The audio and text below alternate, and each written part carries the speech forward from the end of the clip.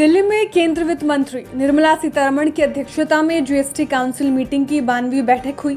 सरकार ने इसमें कई बड़े फैसले लिए हैं और सबको जिस फैसले का इंतजार था वो ऑनलाइन गेमिंग पर लगने वाले जीएसटी को लेकर था और सरकार की ओर से कंफर्म हो चुका है कि ऑनलाइन गेमिंग, घुड़दौड़ और कैसीनो पर 28% जीएसटी लगेगा और इस फैसले से सरकार पीछे नहीं हटने वाली। कैसीनो वाला मुद्दा बेहद अहम रहा। इस पर जीएसटी के फैसले से क्या होगा ये हम आपको इस रिपोर्ट में बताने जा रहे हैं।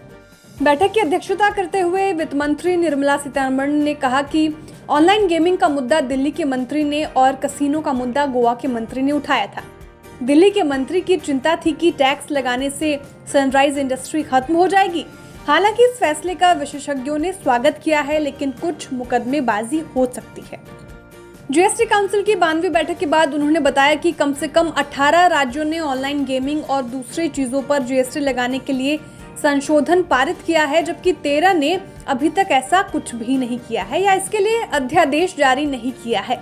वहीं दिल्ली और छत्तीसगढ़ समेत कई राज्यों ने भी ऑनलाइन गेमिंग कंपनियों पर टैक्स और भेजे गए नोटिस का मुद्दा उठाया।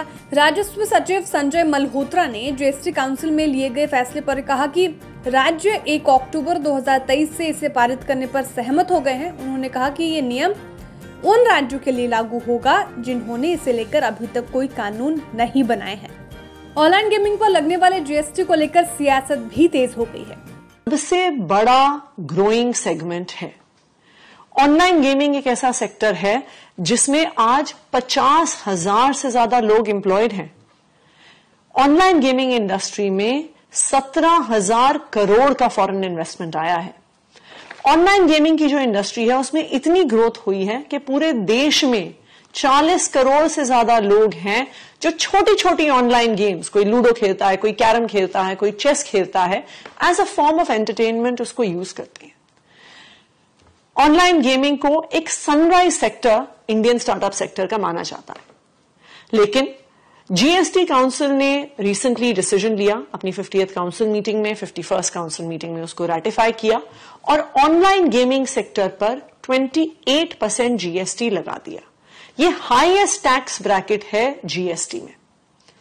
दिल्ली ने इसका विरोध भी किया। दिल्ली ने इसका विरोध इसलिए किया क्योंकि ऑनलाइन गेमिंग कोई लग्जरी सेक्टर नहीं है। ये बेटिंग, गैम्बलिंग, हॉर्स रेसिंग की तरह नहीं है जो एक सर्टन रिच लोग ही, बहुत ही रईस लोग ही उस सेक्टर में इन्वॉल्व होते हैं। आज आप देखिए कि बहुत सारे लोग देश भर में टियर 2 सिटीज में, टियर 3 सिटीज में एंटरटेनमेंट के लिए कई प्रकार की छोटी छोटी गेम्स ऑनलाइन गेमिंग वेबसाइट्स पे खेलते हैं।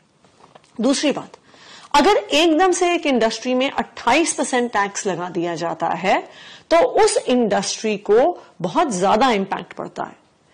अगर जो लीगल ऑनलाइन गेमिंग इंडस्ट्री है उसको हम इतना ज्यादा टैक्स करेंगे और वो इंडस्ट्री उससे खत्म हो जाती है, बहुत सारे स्टार्टअप्स बंद हो जाते हैं। So we are also opening ourselves out to the illegal online betting and gambling industry. लेकिन फिर भी जीएसटी काउंसिल ने यह डिसीजन लिया।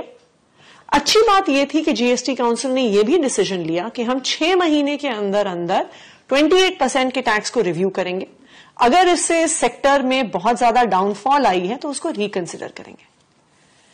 1 अक्टूबर से ये 28% टैक्स लागू होना था, लेकिन उससे पहले ही जीएसटी काउंसिल के डीजीजीआई ने सारी ऑनलाइन गेमिंग इंडस्ट्री को पिछले 6 साल के लिए 1.5 लाख करोड़ के टैक्स इवेजन नोटिस भेज दिए।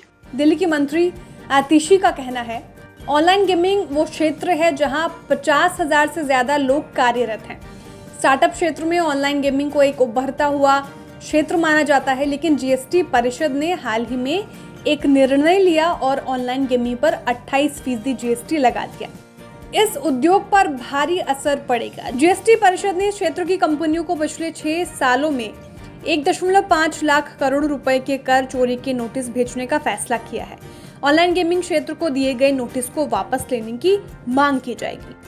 वहीं सचिव संजय मल्होत्रा ने कहा कि ऑनलाइन गेमिंग कंपनियों को भेजे जा रहे नोटिस को लेकर कानून पहले से ही मौजूद थे। कानून में अभी किसी तरह का संशोधन नहीं किया गया है।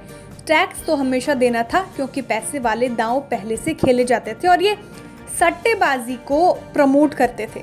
सट्टेबाजी के लिए पहले से कानून था, जिसे अब स्पष्ट कर दिया गया है। इसी कारण अब नोटिस भेजा जा रहा है। आपको ये जानकारी कैसे लगी, कमेंट करके जरूर बताएं। वीडियो को लाइक और शेयर करना ना भूलें। साथ ही जो हमारे नए व्यूअर्स हैं वो भी चैनल को सब्सक्राइब करना ना भूलें।